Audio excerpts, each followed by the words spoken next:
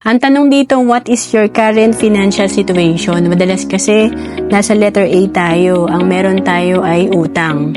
Wala tayong investment, emergency fund, wala tayong insurance. Dito sa letter B, maganda ma-build natin to. Ito yung tinatawag na solid financial foundation. Meron tayong sapat na healthcare, maganda yung cash flow natin, may life insurance tayo, nakabayad tayo ng utang. Kung pwede nga, wala tayong utang. Meron tayong sapat na emergency fund at may multiple investment tayo. Ito yung tinatawag ko na matibay na alkansya.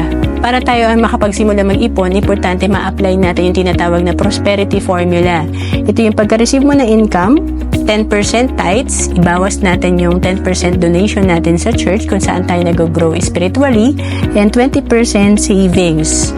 Ibig sabihin, yung 70% na matitira, ito yung pagkakasyahin natin sa ating lifestyle at expenses. At kung hindi mo pa kaya magsimula sa 20%, pwede naman magsimula ka sa 10% ng iyong kinikita na itatabi mo. At kung naghahanap ka kung saan ka pwede magsimula para ma-jumpstart mo ang solid financial foundation mo, pwede ka dito sa Kaiser na tatlo na yung meron ka. May investment ka, healthcare at life insurance. At kung OFW ka, pwede ka mag-apply dito sa Kaiser Online. We have online application.